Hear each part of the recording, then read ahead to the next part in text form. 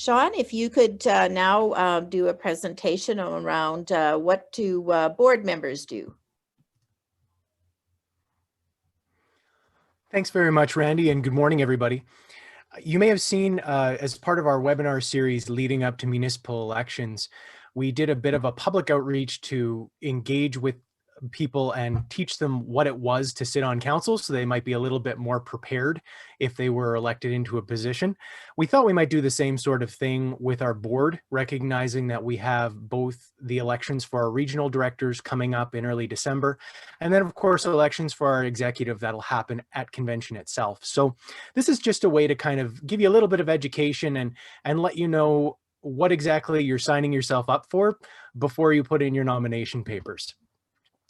So you may be aware we have a 19-person board right now.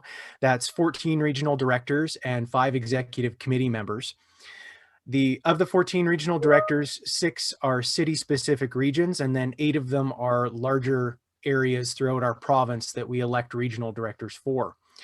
On the executive, of course, we have our president, our VP of cities, our VP of towns, our VP of villages, resort villages, and northern municipalities.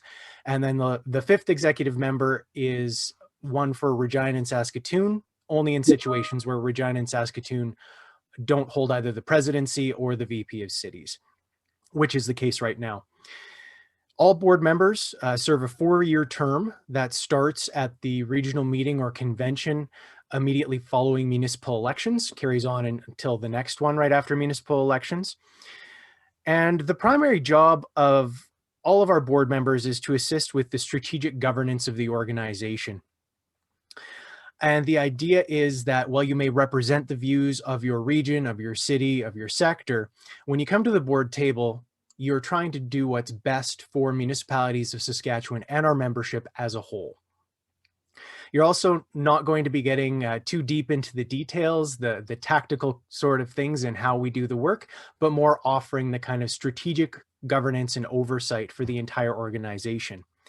A big part of that, of course, is the oversight and direction for their CEO, who takes care of the day-to-day operations. So this should feel pretty familiar to most of you, as it's the same sort of a relationship that your council has with your CAO, where your CAO should be your sole employee of council and is then responsible for all of the day-to-day work and the employment for everybody else in your municipality.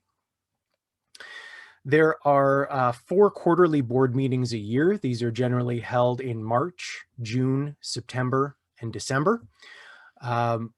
Board members may miss the occasional one, but the idea is that you will attend as many of those as possible so that you can bring those interests of your region or your sector forward to discuss at the board table. There are also a number of duties, of course, related to convention.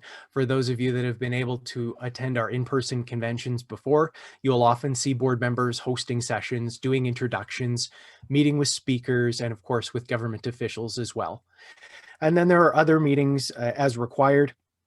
We have, for example, several internal committees, some related to advocacy, some that are related to finance and governance.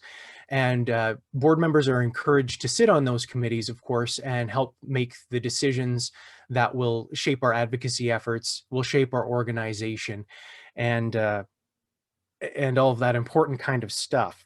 For all of this, of course, these are voluntary positions, but you would be receiving some sort of honorarium for your attendance and, of course, for any mileage that you incur in going to those meetings when we can all actually meet in person again.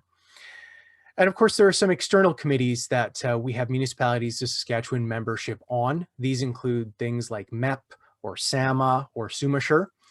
So in some cases, those committees will have a fairly robust onboarding process. In fact, most of them do. Some specialized knowledge that you have to learn prior to taking your seat on those boards.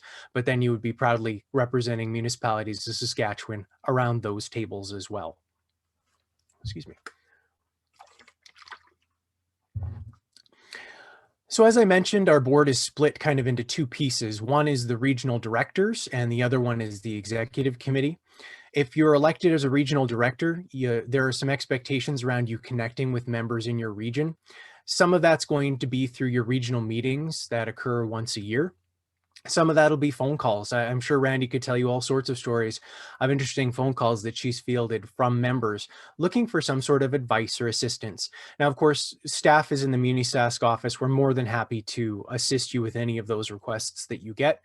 But a lot of the time, what people are looking for is really just an ear and somebody that knows the business of being a municipal official and can just offer some advice and guidance.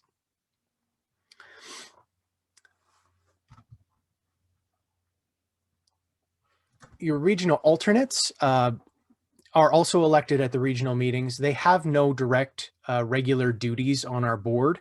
What they're really there for is to serve in the case that a regional director is no longer available to sit on the board for some reason. So if they choose to step down early, if they take a leave of absence, if they choose to run for a provincial or federal political party, they have to step down from the board. And at that point, the regional alternate would step in until the next regular cycle of elections occurs. And our executive committee, the other large piece of our board of directors, they're a little bit more involved, a little bit less of the high level strategic, a little bit more into the tactical side of things. So as a result, they meet a little bit more frequently. They're on a monthly schedule. They're also our primary media contacts. They will be the ones that we reach out to if we need someone to speak on behalf of the organization. Generally, it's the president doing that, but on occasion, if it's a sector-specific issue, the executive committee member for that sector would be expected to speak with media as well. The executive committee is also the primary people that meet with our provincial and our federal officials.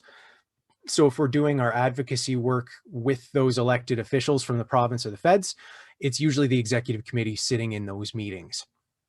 Of course, they assist with events the same way that the rest of the board does, but sometimes a little bit more involved, a little bit more work. You'll more often see them on things like webinars and stuff like that. And of course, they engage with the membership. So we have our sector meetings that occur periodically, usually once a year. We will combine a town and village sector and northern communities together into one sector meeting, usually in the spring. So they would be there for that as well. And of course, the VP of Cities is responsible for sitting as chair of the City Mayor's Caucus. So if all of this sounds fairly exciting to you and it sounds like something that you'd be willing to sign up for, I guess the next question is how do you run? And Randy's already walked you through a little bit of that, but I'll dive in just a little bit deeper. Of course, the regional meetings are on December 1st and 2nd. Please do register in advance. Emails have gone out. Link is also on our website, I believe. You must run in your own region. You must be present and sworn in at the regional meeting. And that's an important one, given how late our municipal elections were this year. There's a very compressed timeline for everyone to get their member councils together, make sure that they're sworn in prior to attending our regional meetings. And our nominations are accepted both in advance, if you want to submit the paperwork, or from the floor itself. So as long as you are an elected official from a member municipality in good standing who has been sworn in, you are eligible to run for a regional directorship. If you're more interested in the executive committee spots, you would have to wait to convention. There is an important difference this year that was to what we did previously in 2016. And that is that for all positions, now you have to have your nomination papers in 15 days prior to convention. So Katie's helpfully put here that is January 24th for the elections on February 8th. Again, all elected officials must be from a member municipality. And in the case of the executive committee, you have to be from the appropriate sector as well. So you have to be from an elected official from a member town in order to run for VP of Towns. President is the only at-large position, so you can be from any member municipality. Again, must be a sworn in elected official. Actually, I think I covered it. Excellent. I thought I had to go back and look at those 15 days again, but I've already mentioned that. So the nomination papers, if you're interested, can be requested from our office, Munisask at munisask.ca. You can ask for those nomination papers, and that's the same account that they would go back to if you're interested in submitting. And that's true of both your regional meetings for your regional directorship, and then for convention if you want to run for the executive. So I would stand by if anyone has any questions for me. Thank you, Sean, for that excellent presentation. I think it definitely gave a clear picture of kind of what the expectations and what some of the commitments are going to be for those running for elections. So hopefully that was helpful. And we did have a question regarding whether the slides would be available. Just a reminder that yes, they will be available following this presentation with the recording. So you can look out for that. Sean, just a quick question regarding in-person meetings versus the virtual meetings that are happening right now. What is the expectation, say, if you're a councillor running to be the Northern Director for coming to meetings? Would you have to drive down to Regina for every meeting, or would you be able to attend them all virtually, or would it be a mix of the two? That's actually an excellent question, Sean. So we have recently changed the way that we do business, both in our policies and in our bylaws. And we have outfitted our new office to be fully accessible for virtual meetings. So if, for example, you're elected for the Northern Directorship and you don't want to travel all the way down for the board meetings, you would be more than welcome to attend virtually. We would simply put you up on the big TV we have in the boardroom, and you could be as much part of the meeting as you would be otherwise. Perfect. Thank you very much, Sean. Another question. So can you just give a brief outline of what the time commitments are outside of, the specific meetings that you have to attend? So the board meeting and committee meetings. Is there an expectation that aside from that, you're taking kind of consistent phone calls with the members in your region or your sector and handling other issues such as that? Well, there is no easy answer, unfortunately. It's going to vary. That varies somewhat by the person who's sitting in the seat itself, how engaged they choose to be, but also with the individual sectors or regions. Some of them simply want to talk to their regional director more often. We would certainly encourage all regional directors and all of our executive committee members to be in contact with their sector or region as often as possible, talking with members. Make sure that you are blocking off some time and availability if you're getting calls. It's not an overwhelming amount, I don't think. I would say the majority of our board members have regular jobs that they're going to as well, and they do manage to juggle it in. You can kind of pick a la carte options as to how much more you want to be involved in. Maybe you want to be on every single advocacy committee. That's going to add to that workload. If you want to sit on FCM, that sort of thing adds to your workload as well. So there are certainly options, and we can work with any prospective board members to make sure that they're committing themselves to what they can handle and not too much more. Perfect. And that actually might be a good opportunity to open it up to Randy as well. Randy, if you want to maybe just talk about how you've balanced kind of the commitment of being on Municipalities of Saskatchewan and your council obligations and some of the other organizations that you sit on as well. I think that might help give some of our members a kind of a clear picture. Thanks very much to the two Seans. Thanks for the question. I have been the regional director for East Central Saskatchewan for a few terms now, and I really enjoy the opportunity to meet and discuss with all our members in this region. As you know, I'm also the Saskatchewan director for FCM. That is something that I run for separately. And I'm able to balance my work and my municipal work because I have flexible job requirements. So I can work on the weekend at my job. So that really helps me out a lot. I've also been very active in our region, meeting with our members, and it's just telephone meetings mostly. I have also chaired some town hall meetings in different municipalities when they want to get together for some town halls. I'm given the opportunity to do that, and if time permits, I really enjoy that. But in discussing this with other regional regional director, it's all on the time commitment that you want to make, whether you have the time with doing the additional work through your council or through, your work life that you have. That is definitely up to you, the time commitment that you want to put in. I hope that answers the question. And if there are any other questions or you want to be a little bit more specific, please, my information is on the Municipalities of Saskatchewan website, and you can get a hold of me.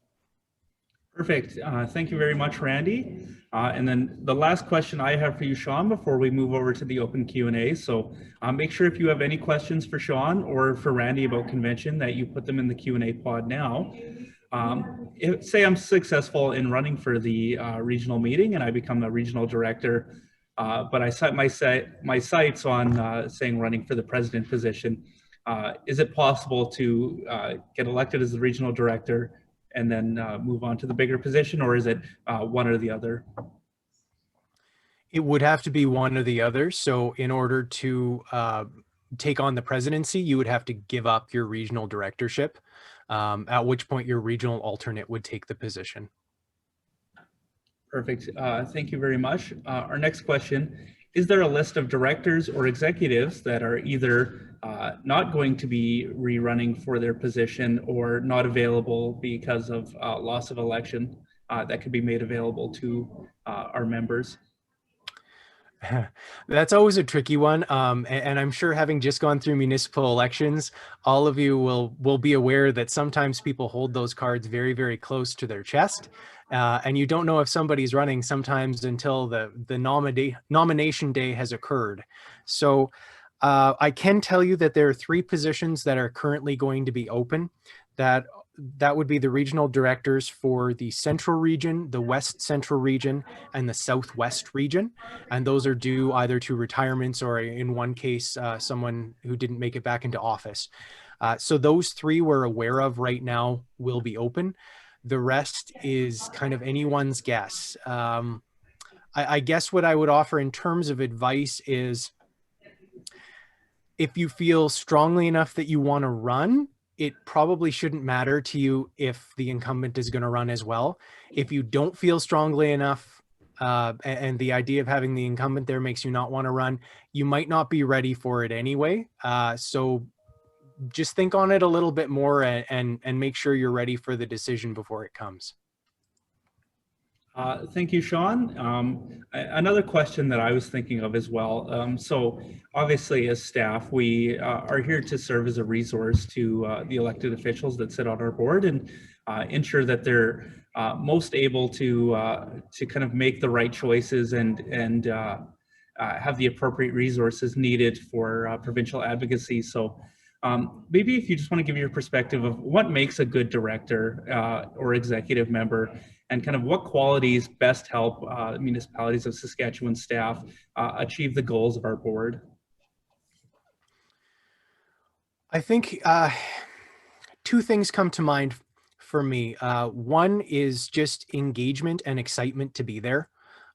Really wanting to be a part of the action, wanting to be part of our committees, and wanting to shape what municipalities do and what municipalities are in Saskatchewan is probably the overriding goal for a board member, a truly successful one. The second is the ability to kind of take off one hat and put on the other. So for those of you that have some familiarity with a ward system when you're running for elections, you may represent a particular ward, but when you come to the council table, the idea is that you're all working toward the betterment of that city, for example. You need to be able to do the same thing, I think, coming to the Municipalities of Saskatchewan board table. You're absolutely bringing the interests of your region, of your sector. But when you get to that board table, you're using that as context to provide to the rest of the board members. You're still making decisions that are best for all of our membership as a whole. And you're still trying to proceed with the best interests of the organization in mind.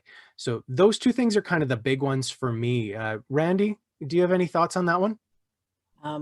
Thanks, Sean. And I really can only strengthen what you just said about when we come together. And much as we do for our own councils, we come with our knowledge, our experiences, but when we're sitting around the table as a municipal council, we're doing that as a team to work for each and every one of our citizens in our community.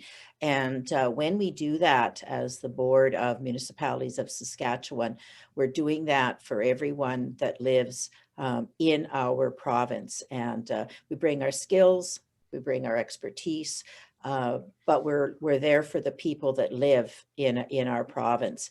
And we always have to remember we're making decisions that are going to shape our municipalities and shape the lives of our citizens. So we come together as a team, we make decisions as a team, and then we implement as a team.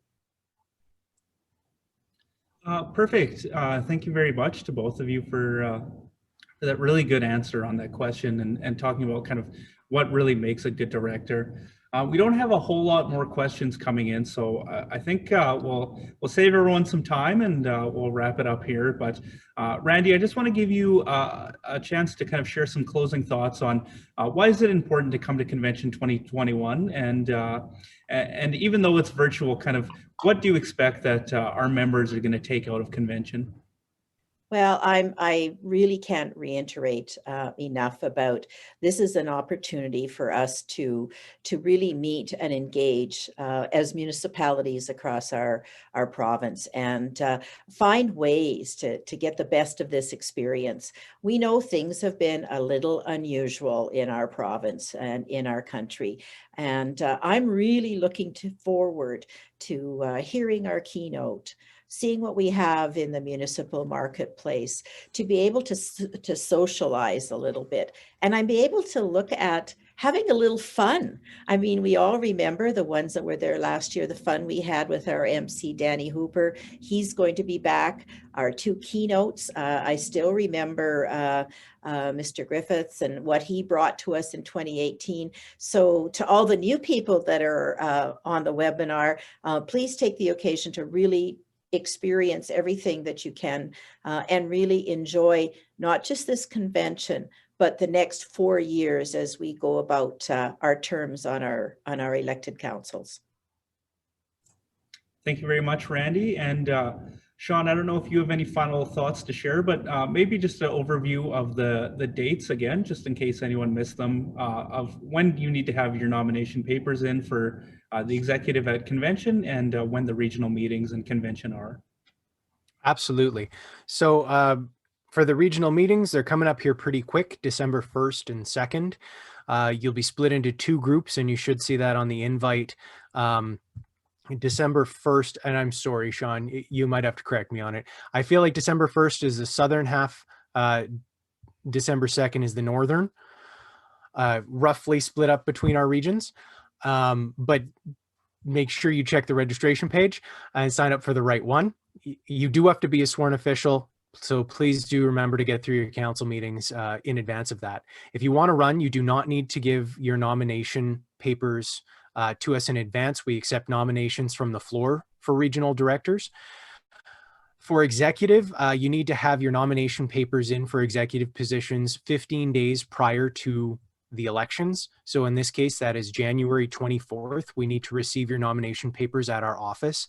The only case in which we'll take nominations from the floor is if we receive no nominations in advance for a position, which in my experience here hasn't happened.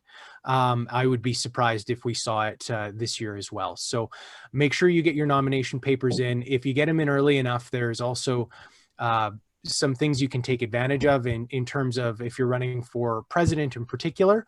We send out a fairly lengthy piece through our mailing system detailing everybody who's running and what their positions are on things.